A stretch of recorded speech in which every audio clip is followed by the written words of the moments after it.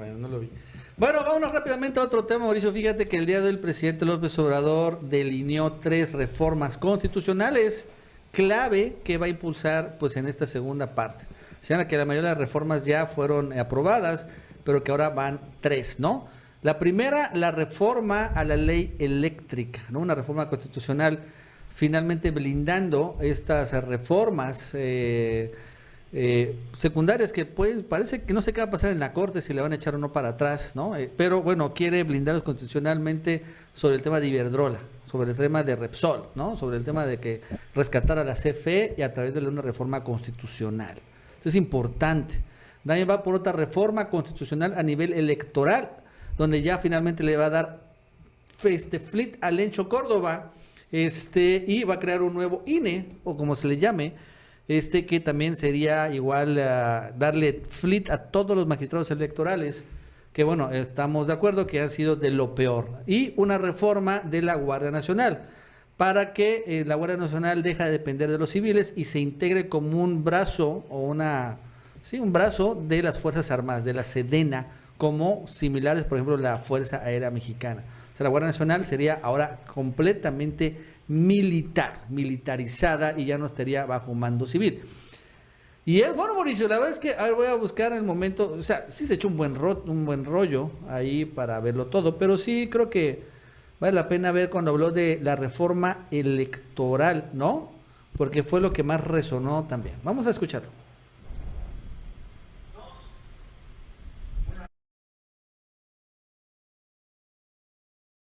Dos, una reforma electoral para que de verdad haya independencia en todo el proceso de las elecciones.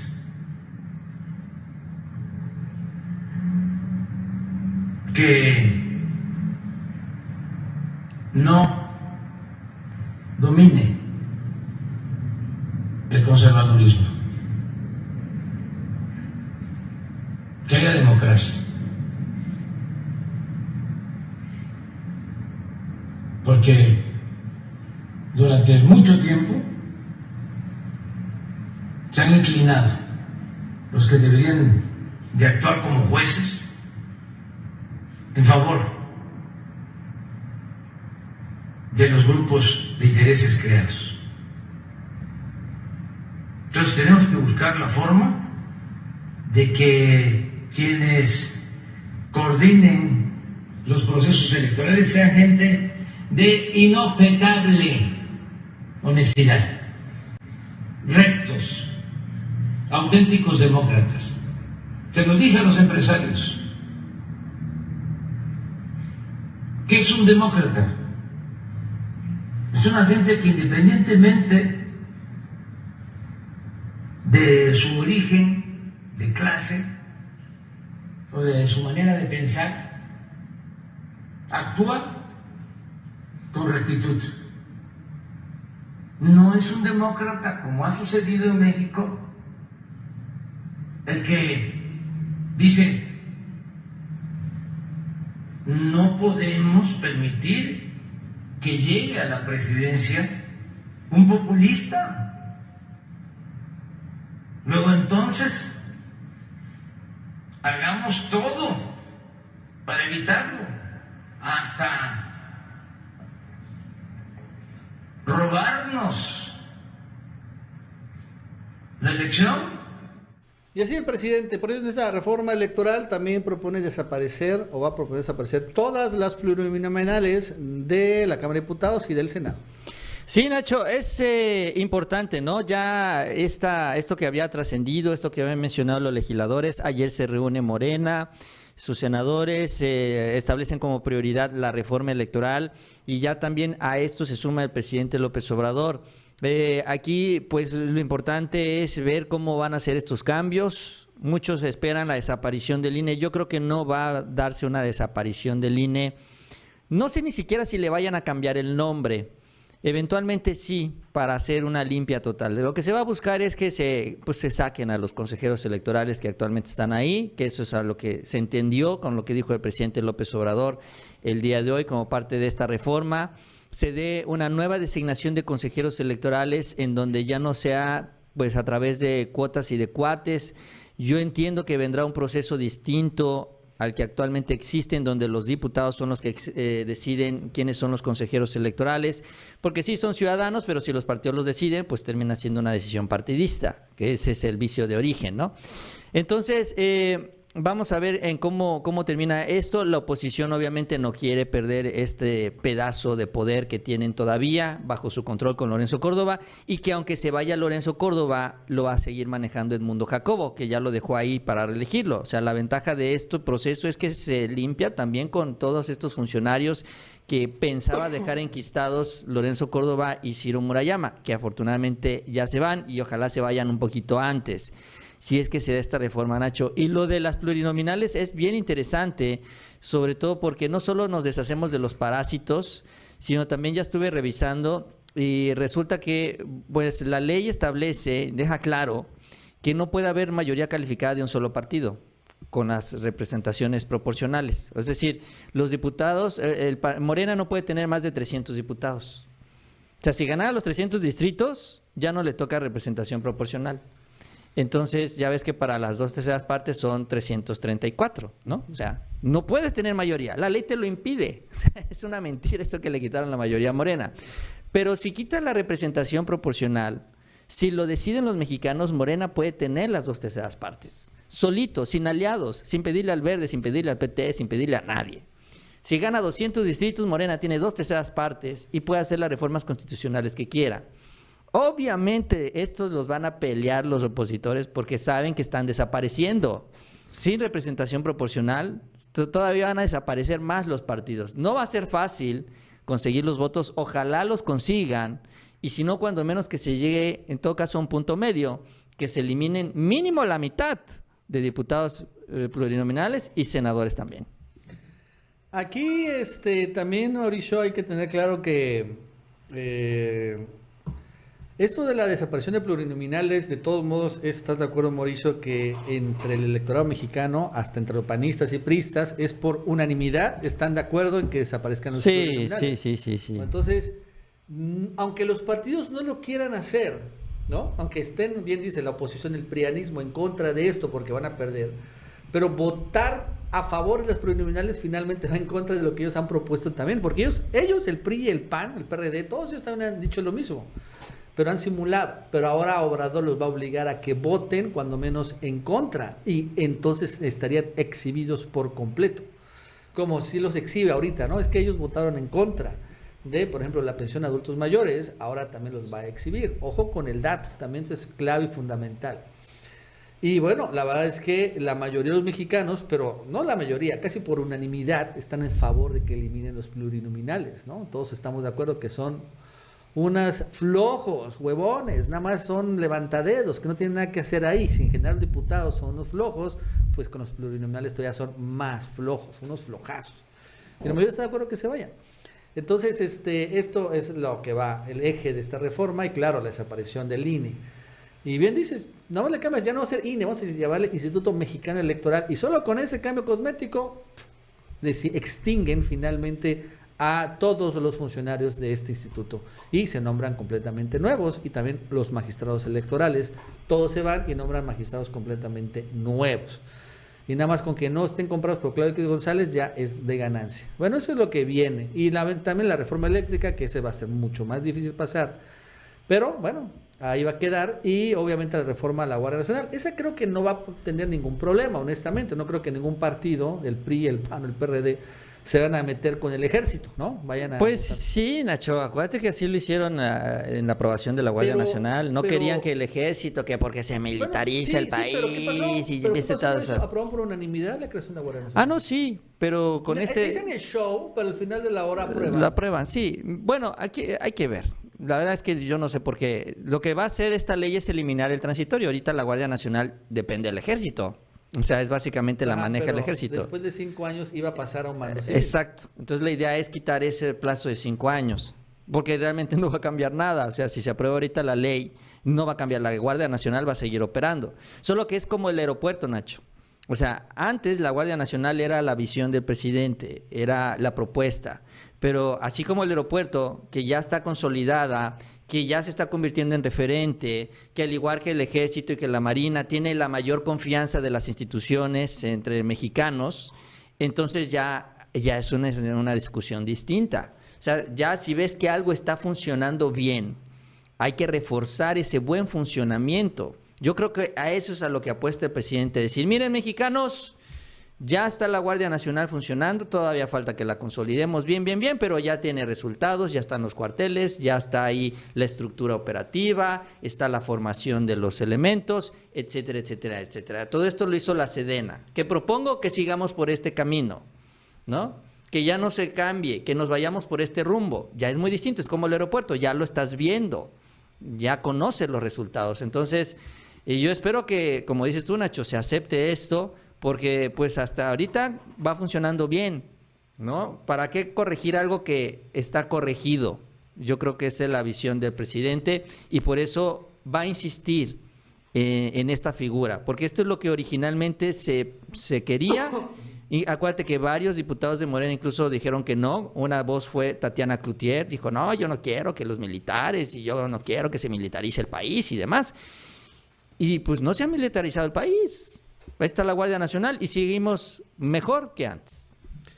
Y bueno, ahorita operaron en las elecciones, lo vimos, ¿no? Cómo desarticularon varias mapacheras.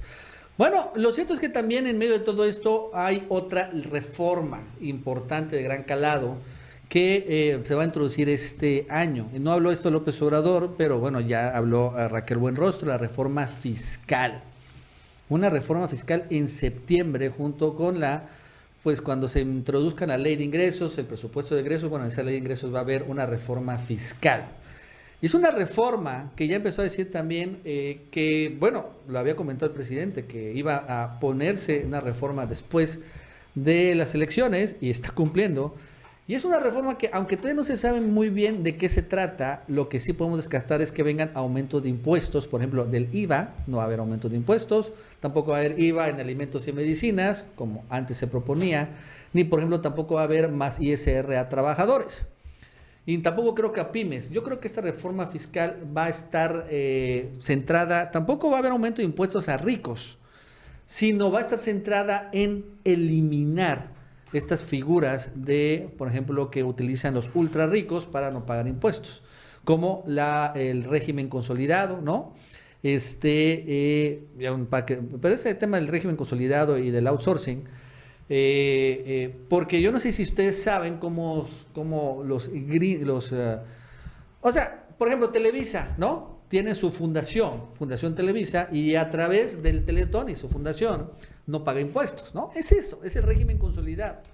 Todos los grupos empresariales tienen después muchas empresas, y entonces, por ejemplo, una empresa que uno no conoce, pero está en ese esquema, genera muchas pérdidas, y bueno, por esas pérdidas las otras empresas que generan utilidades por eso es no que pagan impuestos. Se inventaron eso de empresa socialmente responsable, ¿no? Es un invento de ellos para evadir impuestos. Sí, o sea, hay un chorro de mañas para no pagar impuestos. Digo, el otro es el Teletón, y todas las fundaciones, todas las grandes empresas. Telmex tiene su fundación Telmex, el Grupo Salinas tiene la fundación FEMSA también tiene su FEMSA. fundación. Todas estas fundaciones, ¿no? Con el pretexto de apoyar a la gente más pobre, son estrategias legales finalmente para no pagar impuestos, que quede claro. Cinépolis tiene esa fundación para abrir los ojos, todo ese tema de cosas, ¿no? Entonces, yo creo que la reforma fiscal precisamente va a atacar todo esto. Es lo que dijo la propia Raquel Buenrostro, ¿no? Va a cerrar todos los hoyitos que existen en la legislación actual, en donde precisamente los grandes machuchones finalmente aprovechan para no pagar impuestos, ¿no? Y van por eso. Esa es la reforma fiscal, ¿no? Cerrar el régimen consolidado, cerrar ese tema de las fundaciones o regularlas. Por ejemplo, porque unos grandes empresas le dan a Claudio X González una lana, pero o sea, para que tumbe a López Obrador, pero lo mejor para las grandes empresas es que ayudando a la fundación de Claudio X González también evitan pagar impuestos. Entonces, pues es ganar, ¿no? Sí, deducen impuestos. O sea, sí. No pagan impuestos y además financian un golpe, por así decirlo, ¿no? Es el que mejor. Entonces, todo ese tipo de cosas es lo que se va a cambiar, ¿no? Eso es lo que dejó entrever Raquel Buenrostro, y van con esto, Mauricio, a cobrar, fíjense, 4 billones. billones de pesos, precisamente a los machuchones. Van por el tesoro de los machuchones. Incluso también están empezando a tener una idea que también ya empezó a rebotar el G7, después el G20, algo que se llama impuesto global, una tasa mínima que todos los grandes corporativos deben de pagar. Y la tasa mínima sería el 15%. Ahorita pagan 1% nada más estas empresas. Entonces, un impuesto mínimo, o sea, de todos tus ingresos, al margen de las deducciones, vas a pagar el 15% de tu dinero. Eso también podría ser, ojo con el dato. Y eso es una propuesta de Estados Unidos, por cierto. Sí, pero ahí sí no sé, porque pues se iría en contra, ¿no?, de lo que dice el presidente de más impuestos. Sí, es la estrategia, ¿no? Pero aquí serían para las grandes empresas. Para los grandes O sea, corporativos, las sí. que tengan más de, no sé, $1.500.000, algo así que facturen, una cosa así exagerada, ¿no? Para los machuchones, no para las pymes, ¿no? Eso sí, No. va por ahí. No, es interesante esto. Tú hablabas de los porcentajes, Nacho, porque también en las tablas que dio a conocer el SAT para esta reforma fiscal, que es la que se propone, por ejemplo, señalaba que del impuesto sobre la renta, estas grandes empresas, los grandes corporativos, los del Consejo Mexicano de Negocios, con los que se reunió el presidente, los financiadores de Claudio X González, los financiadores de Gilberto Lozano, ¿no? Todos estos, los financiadores de Samuel García, allá en Nuevo León, este grupo de los 10, también todos estos grandes machuchones, los lords, los señores del dinero. De todos los impuestos sobre la renta, Nacho, ¿sabes cuál es el porcentaje? Tú lo dijiste, que pagan. 1 punto punto y cachito por ciento. Nada más. ¿Cuánto es el impuesto sobre la renta? 30 y qué, 35, ¿no? 34. 34%. 34, sí. Por ahí está. Y ellos solo pagan 1%. 1%.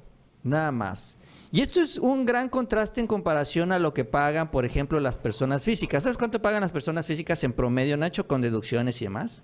25%. O sea, los ciudadanos mexicanos de a pie, la clase media que ellos salen a defender con mucha fuerza y vehemencia ahí en las redes sociales, ellos pagan 25 veces más de impuestos que lo que pagan los grandes ricos de este país. Así de ese nivel es la desigualdad. Y salen ellos a defender a la clase media, pues sí, ellos pagan todos los impuestos. Finalmente, los machuchones no pagan absolutamente nada, 1% de impuestos. Ahora, los asalariados, Nacho, que también, pues ellos al final de día también pagan impuestos, se les retiene impuestos sobre la renta, lo que quieras. Ellos pagan un porcentaje alrededor del 11%, ¿no? Entonces, aún así, siguen siendo los machuchones del dinero los que pagan menos impuestos, mientras que los trabajadores y las clases medias son los que pagan la mayor cantidad de impuestos. Bueno, digamos en porcentaje, son los que se sacrifican más o entregan más de su ingreso al gobierno. Y entonces eso es lo que quiere corregir el SAT, que sea efectivamente gradual. Mientras más tienes que pagar. Y eso no lo hacen estos grupos, estos empresarios. Entonces, ahí es donde de este 1.4 billones, Nacho, 700,000 es de los grandes contribuyentes. Nada más con los grandes contribuyentes ya estás cubriendo un boquete, la mitad del boquete. Resuelves la mitad del problema. Y estás hablando de un puñado de empresas, porque estás hablando nada más de 100 y tantas empresas, no lo sé, por ahí, de cientos. No llegan ni a los miles. Y entonces, pues esa es la reforma. Por eso los empresarios están financiando a la oposición. Por eso los empresarios no quieren mayoría en el Congreso, porque pues no quieren pagar impuestos, entre muchas otras cosas más. Va a ser una reforma que ya va a salir, y aparte con la mayoría que tiene ahorita Morena, sin problemas. No es reforma constitucional, ojo, es nada más una miscelánea fiscal, pero en esa miscelánea se va a hacer todos estos cambios. Yo no sé si van a también aprobar lo que se llama impuesto al patrimonio, que es también un impuesto fijo que se ha aprobado en Argentina y en otros lados. Es un impuesto precisamente a la riqueza, ¿no?